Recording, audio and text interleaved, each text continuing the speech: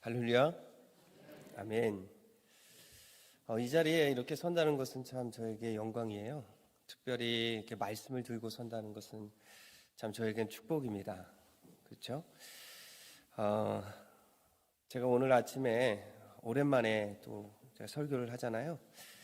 긴장도 되고, 그래서 아침을 제가 잠깐 걸을까, 한 끼를 걸을까. 아침을 늘 먹어야 되거든요, 저는요. 한 끼를 걸을까, 그렇게 생각하고 있는데 아내가 식사하세요라고 이야기하는 거예요. 그래서 또 아내의 말씀을 또 순종해야 되잖아요. 그래서 얼른 식탁에 앉았습니다. 식탁에 앉는 순간 제가 깜짝 놀랐어요.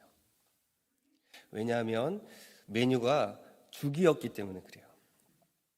오랜만에 설교도 하는데 죽수라고 죽을 내왔나 그런 생각을 그렇게 이야기했더니 참 아내가 지혜로워요. 죽은요 더 정성이 들어가고 시간이 더 들어가야 한대요. 그리고 죽은 별미잖아요. 특별시. 그래서 이 죽은 입으로 술술 넘어가니까 설교도 술술 나오고, 그리고 말씀을 듣는 성도님들도 슬슬 받아드시는 그런 시간이 될 것이다, 이렇게 이야기하더라고요. 그렇게 이야기했습니다. 그래서 제가 어떻게 했겠어요? 할렐루야, 아멘, 이렇게 이야기했습니다. 오늘 이 시간이 저와 여러분들에게 은혜의 시간이 되었으면 참 좋겠습니다. 오늘 하나님의 말씀이 우리 입에 꿀송이와 같이 달게 그렇게 우리의 입안을 적시고, 그리고 우리의 영혼을 새롭게 하고 우리의 마음에 양약이 되어지는 귀한 시간 되기를 주님의 이름으로 부탁을 드립니다. 오늘 말씀의 제목은 무엇이죠? 함께 따라해 보겠습니다. 기도는 어디서 배우는가? 기도는 어디서 배우는가? 라는 제목으로 하나님의 말씀을 전하려고 합니다. 여러분들의 기도 생활에 어떤 점수를 매긴다면 한 어느 정도 점수를 매기고 싶으세요? 아마도 기도가 정말 절실하고 필요하고 중요하다고 여기기 때문에 그렇게 기도 생활에 대해 많은 점수를 주지 못합니다. 늘 부족하다. 늘 간절한 기도를 해야 하는데 늘 연약하고 부족하다라고 생각하실 것입니다. 네, 옳습니다. 기도는 성도의 힘이고 성도의 능력이기 때문에 우리는 이것을 더 갈급하고 더 하나님 앞에 간절함으로 기도하게 되어져요. 그런데 늘 부족합니다. 그러나 여러분 기억하십시오. 기도는 성도의 뭐라고요? 힘이에요. 능력입니다.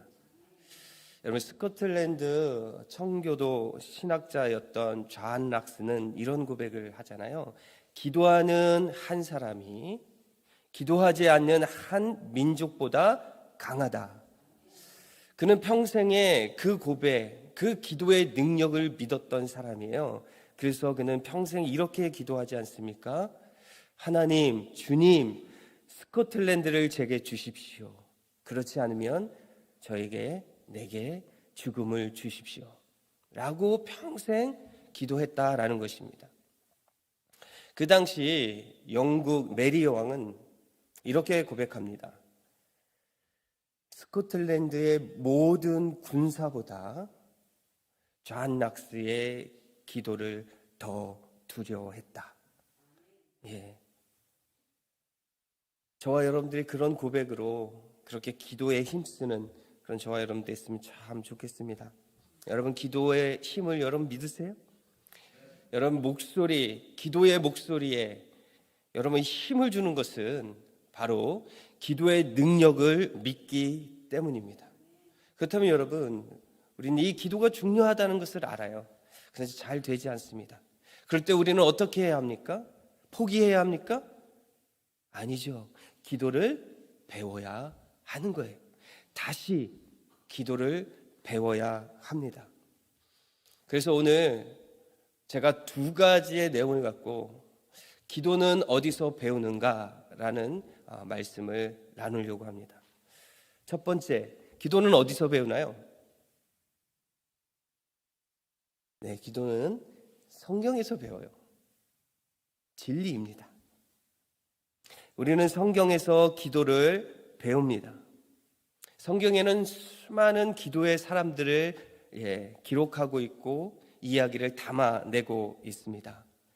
아브라함, 모세, 다윗, 다니엘은 어떻습니까? 그들은 하나님을 향해 기도했던 사람이에요. 그들을 가리켜 기도의 사람이라고 우리는 말합니다.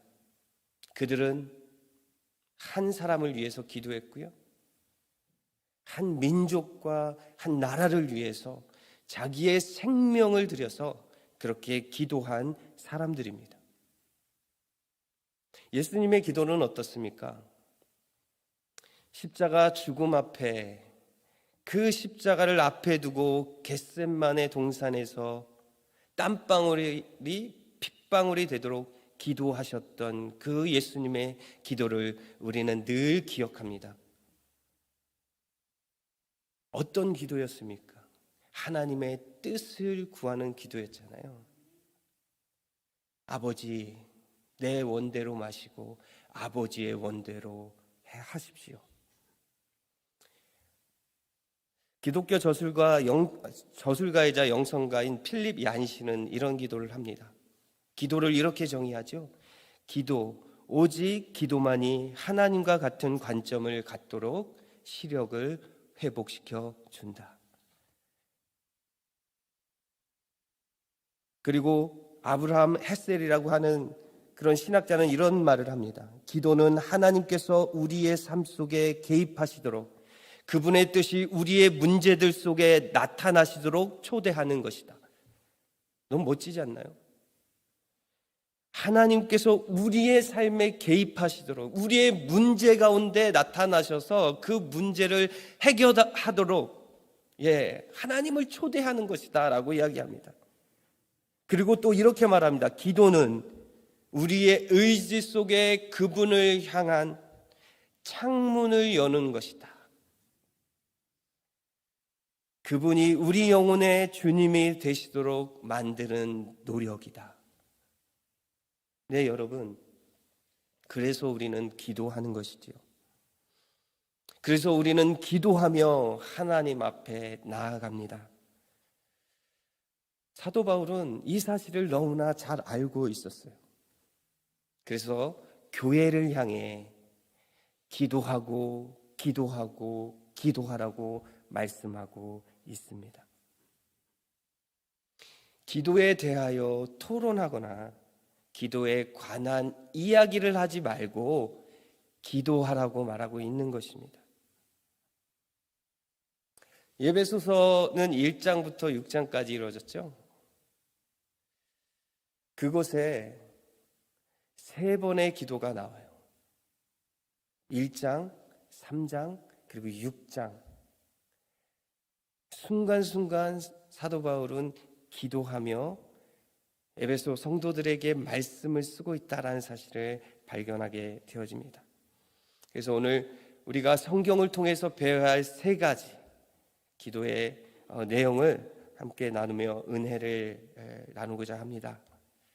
첫 번째는요, 하나님을 구하는 기도였어요. 두 번째 기도는 예수 그리스도의 사랑을 깨닫기 원하는 기도였습니다.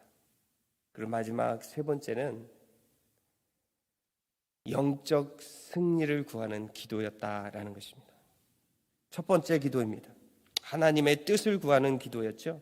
에베소서 1장 17절에서 19절 말씀입니다. 우리 주 예수 그리스도의 하나님, 영광의 아버지께서 지혜와 계시의 영을 너희에게 주사 하나님을 알게 하시고, 하나님을 알게 하시고, 하나님을 안다는 것이 무엇입니까? 하나님을 알게 해주십시오 라고 기도하는 그 뜻은 무엇입니까? 바로 하나님의 뜻을 발견하게 해 주십시오 라는 목적을 가지고 있는 것입니다. 하나님을 안다는 것은 하나님의 뜻을 아는 것이며, 그러면서 18절에 이렇게 말씀합니다. 너희 마음의 눈을 밝히사 그의 부르심의 소망이 무엇이며 성도 안에서 그 기업의 영광의 풍성함이 무엇이며 19절에 말합니다. 그의 힘의 능력으로 역사하심을 따라 믿는 우리에게 베푸신 능력의 지극히 크심이 어떠한 것을 너희로 알게 하기를 구하노라. 부르심의 소망이 어떤 것인지 알게 하기를 구하며 하나님의 능력이 우리 가운데 어떻게 임하였는지를 위해 기도하고 있다라는 것입니다. 하나님의 부르심의 목적이 무엇입니까? 하나님의 부르심의 목적은 분명합니다. 하나님의 부르심의 목적은 저와 여러분들이 하나님의 찬송이 되게 하시는 하나님의 뜻이라는 거예요. 찬송이요. 하나님의 찬송이 되게 하시기 위해 하나님이 우리를 부르셨다라는 사실이에요. 그것을 놓고 사도 바울은 기도하고 있습니다. 하나님의 뜻이 얼마나 굉장한지 또렷하게 볼 수 있도록 도와주십시오. 자녀의 삶의 방식이 얼마나 대단한지 또렷이 보며 살아갈 수 있도록 도와주십시오. 우리 안에 끊임없는 에너지로 한없는 능력으로 우리를 도우시는 그 하나님을, 그 하나님의 크심을 알게 해달라고 기도하고 있는 것입니다. 이것이 바로 사도 바울의 간절한 기도예요. 오늘 저와 여러분들에게도 이런 기도가 넘쳐나기를 소망합니다. 우리가 기도를 멈출 수 없는 이유이죠. 하나님의 그 크심을 알게 해 주십시오. 저와 여러분들의 영적 시력이 회복되며 복음 안에서 하나님이 우리를 부르신 그 부르심에 반응하며 그렇게 기도하는 저와 여러분 되기를 주님의 이름으로 부탁을 드립니다. 두 번째입니다. 두 번째는 예수 그리스도의 사랑을 깨닫게 하는 그런 깨닫기를 구하는 그런 기도입니다. 3장의 말씀이에요. 에베소 3장 14절에서 19절 말씀입니다. 이러므로 내가 하늘과 땅에 있는 각 족속에게 이름을 주신 아버지 앞에 무릎을 꿇고 비노니. 아버지 앞에 무릎을 꿇고 빈다고 말씀하고 있어요. 간절함이 녹아져 나오는 것이죠. 간절히 하나님 앞에 굴복하며 기도하고 있는 거예요. 하나님 앞에 복종하며 하나님 앞에 기도하고 있는 것입니다. 16절에 계속 말씀을 기도를 하고 있습니다. 그의 영광의 풍성함을 따라 그의 성령으로 말미암아 너희 속사람을 능력으로 강건하게 하시오며 믿음으로 말미암아 그리스도께서 너희 마음에 계시게 하시옵고 너희가 사랑 가운데서 뿌리가 박히고 터가 굳어져서 다른 것을 기도하는 것이 아니에요. 예수 그리스도의 사랑에 뿌리를 내리고 터가 굳어지기를 위해 기도하고 있다라는 사실입니다. 그리고 한 발짝 더 나아가지 않습니까? 18절 말씀입니다. 능히 모든 성도와 함께 지식에 넘치는 그리스도의 사랑을 알고 그 너비와 길이와 높이와 깊이가 어떠함을 깨달아 하나님의 모든 충만하신 것으로 너희에게 충만하게 하시기를 구하노라. 사랑하는 여러분, 저희도 이런 기도가 넘쳤으면 좋겠어요. 하나님의 그 사랑, 예수 그리스도 안에서 우리에게 허락하신 그 사랑을 정말 풍성히 경험하는, 그렇게 해달라고 하나님 앞에 부르짖는 기도가 넘쳐나기를 바랍니다. 이 크신 사랑을 깨닫게 해달라고 하나님이 우리에게 주신 그 놀라운 십자가의 사랑을 깨닫게 해달라고 그렇게 기도하는 저와 여러분 되기를 바랍니다. 사랑하는 여러분, 여러분은 언제 주님의 사랑을 강하게 느끼나요? 여러분은 언제 주님의 사랑을 가장 강하게 느껴요? 보다 크고 깊고 풍성한 사랑을 언제 느끼십니까? 여러분 기도원에 가보신 적 있으세요? 네. 저는 가끔 한국에 있을 때 여기서는 기도원이 너무나 멀고 그래서 기도원을 갈 수가 없고 좋은 교회가 있기 때문에 교회에 나와서 기도합니다.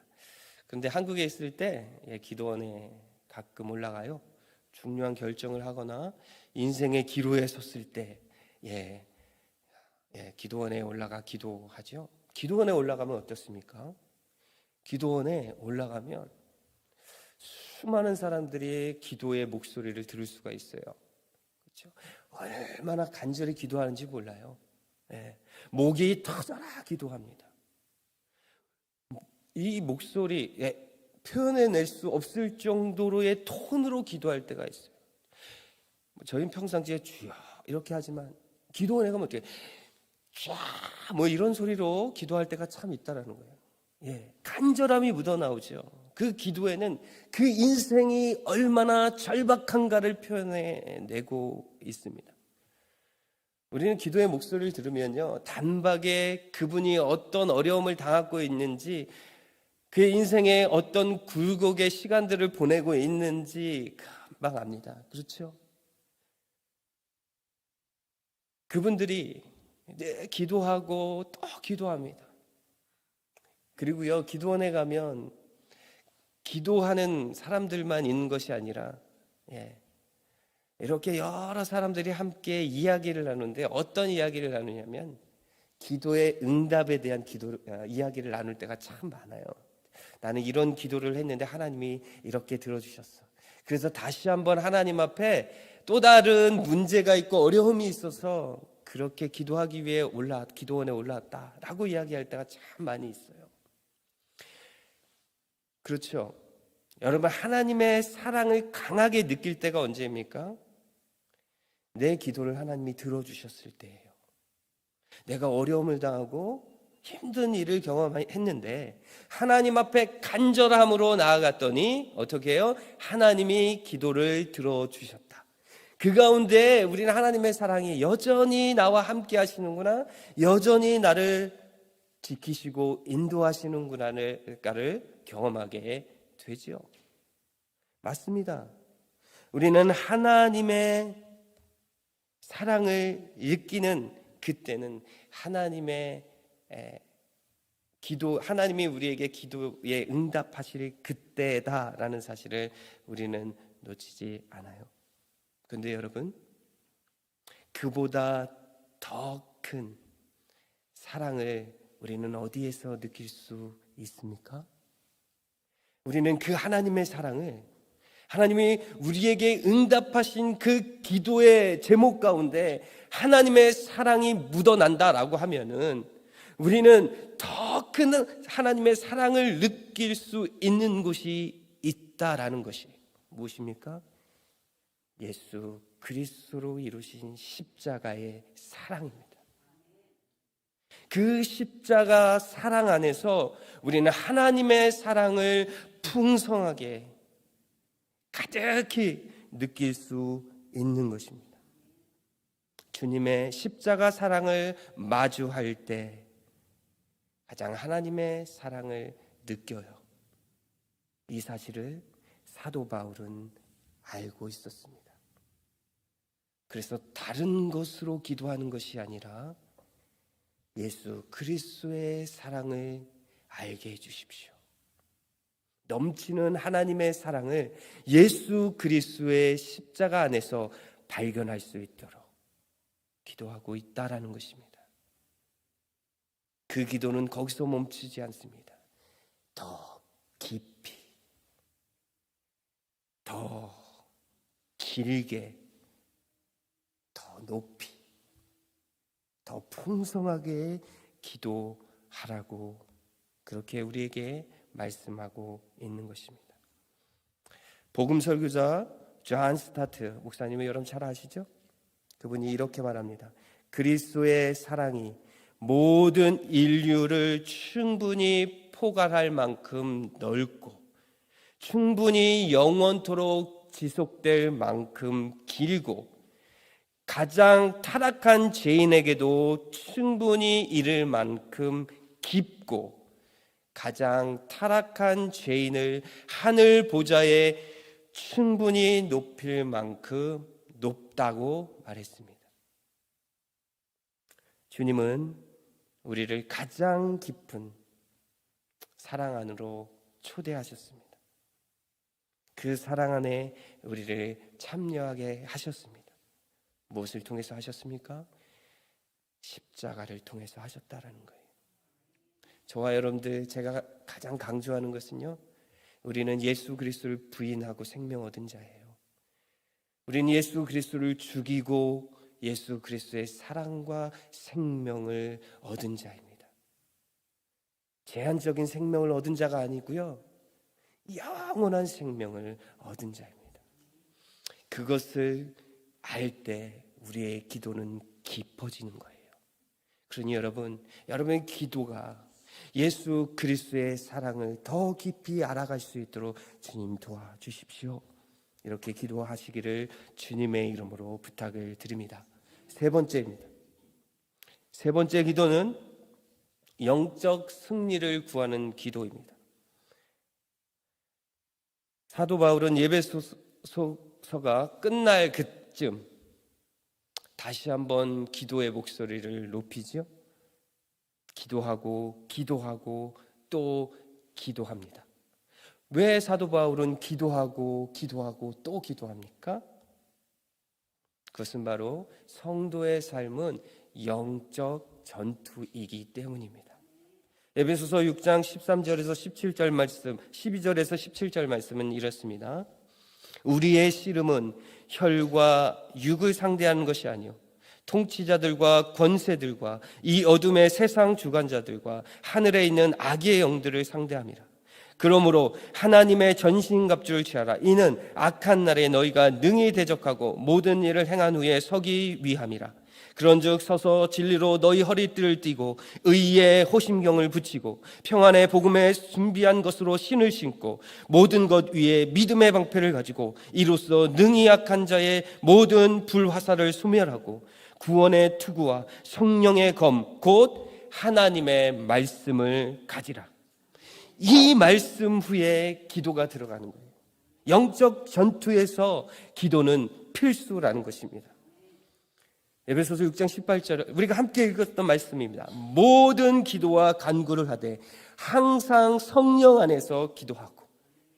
영적 전투이니까요. 우리로서는 할 수 없으니까요. 우리가 하면 모두 패하기 때문에 누가 필요합니까? 성령님이 필요하세요. 하나님의 일하심이 필요합니다. 그러니 성령 안에서 기도해야죠.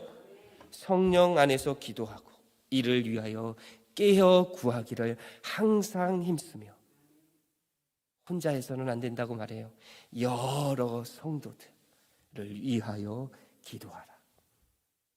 성령 안에서 열심히 주님 안에 기도하십시오. 성령 안에서 형제 자매를 위하여 기도하십시오. 깨어서 기도하십시오. 끊임없이 기도하십시오. 그래서 성경은 늘 강조합니다. 항상 기도하라. 시간적인 개념 정도로 우리는 축소시킬 수 없습니다. 항상은 의지를 갖고 힘을 다하여 기도하라는 것이죠.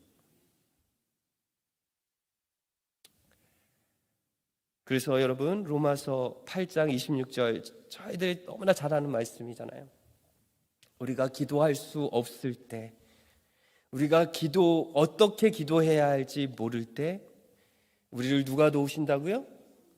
성령께서 그냥 도우시는 것이 아니라 뭐예요? 탄식함으로 도우신다고. 탄식이요. 성령님이 어떻게 탄식하세요? 탄식할 수 없는 하나님이세요. 그분이 탄식함으로 우리를 돕는다라는 것은 하나님의 의지로 우리를 돕겠다라고 말씀하시는 거예요. 전능하신 하나님이 우리를 붙잡고 계시다라는 것을 말씀하고 있는 것이라고요.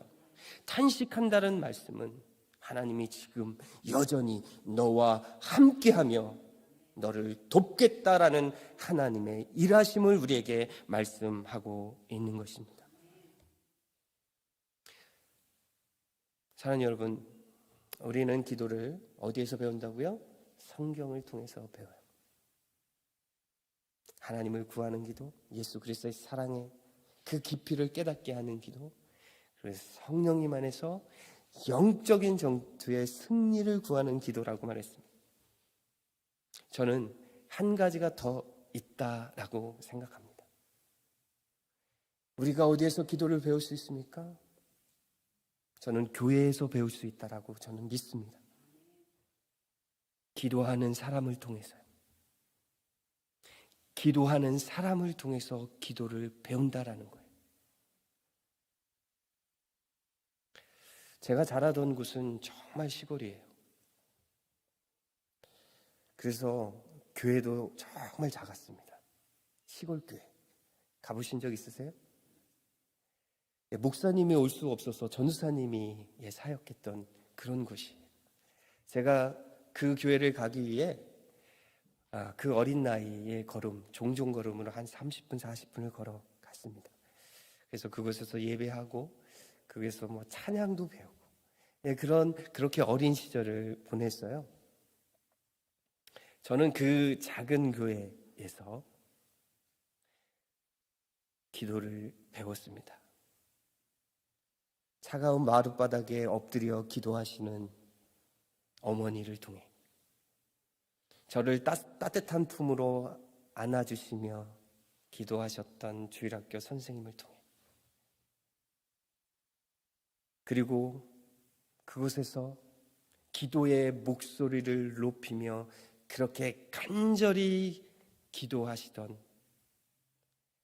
많은 성도님들을 통해서 저는 기도를 배웠습니다. 저는 여전히 기도를 배웁니다. 신학생이 되어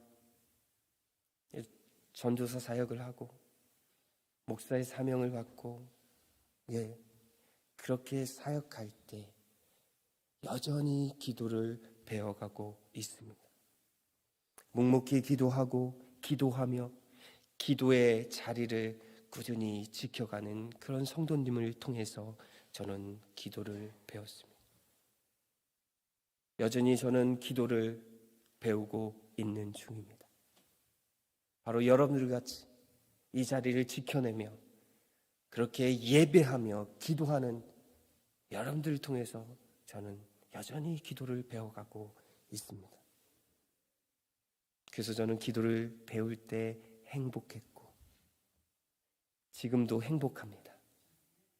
함께 기도할 때 기뻐했고 그 기도를 통해 기도를 배워가며 기뻐했습니다. 여러분들도 동일하게 기도를 배우지 않으셨어요? 그렇게 기도하시는 어머니, 아버지, 성도님들을 통해서 기도를 배우셨을 것입니다. 여전히 여러분 기도를 배워가고 계시죠?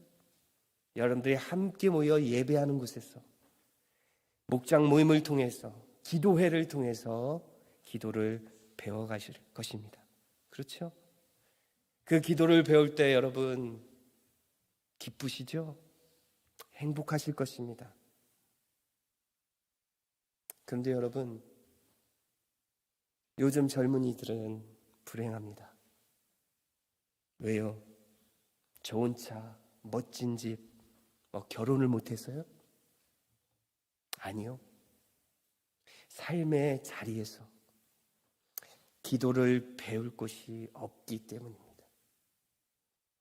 마음으로 함께 기도 제목을 나누며 기도할 사람이 없기 때문이에요.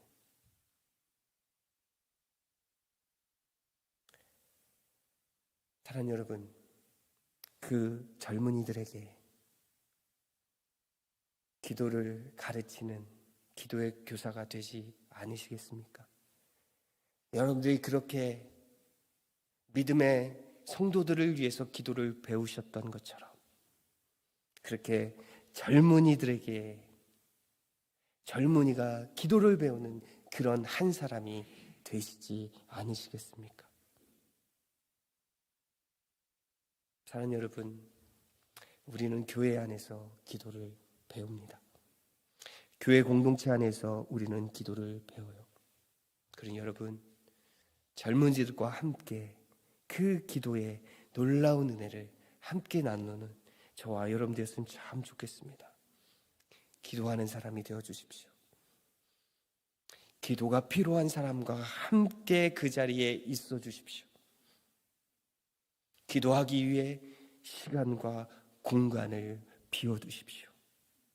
그럴 때 주변에 있는 어떤 사람이든 여러분들과 함께 기도하게 될 것입니다.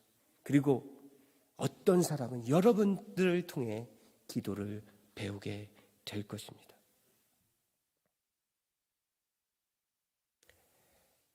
하나님의 뜻을 구하는 기도, 예수 그리스도의 사랑을 깨닫게 하는 기도, 영적 싸움의 승리를 위해 성령 안에서 우리가 서로 기도하며 그렇게 그 자리를 지켜갈 때 우리가 알지 못하고 우리가 친밀함이 없는 사람일지라도 여러분들의 기도의 모습을 보며 특히 이 교회 다니는 청년들이, 이 교회 다니는 다음 세대들이 여러분들의 기도를 통해 기도를 배울 것이고 그들도 동일하게 하나님을 구하는 기도, 예수 그리스도의 사랑을 구하는 기도, 성령님의 능력 안에서 영적 승리를 구하는 기도로 나아갈 것을 저는 믿습니다.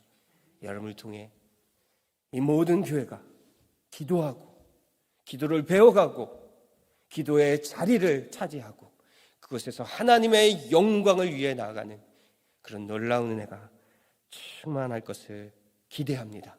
여러분 그 일에 동참하시겠습니까? 그런데 여러분 그 일은 쉽지 않습니다. 혼자 할 수 없습니다. 우리 함께 해야 합니다. 그리고요 성령님이 도우셔야 돼요. 오늘 함께 찬양할 내용이 그렇습니다. 마음이 지쳐서 내가 기도할 수 없을 때 누군가 나를 위해 기도합니다 라는 고백이, 누가 기도하고 계십니까? 성령님이 우리를 위해서 기도하고 계세요. 성령님 뿐입니까? 아니요, 믿음의 사람들이 우리를 위해서 기도하고 있다는 거예요. 우리 함께 이 찬양을 고백하시면서 함께 기도했으면 참 좋겠습니다. 기도할 때요 하나님의 은혜를 또 기도하며 그렇게 기도를 배워가며 기도를 가르치는 자로 하나님 앞에 설 수 있도록 도와주십시오. 우리 한번 그렇게 기도했으면 좋겠습니다. 우리 함께 찬양합니다.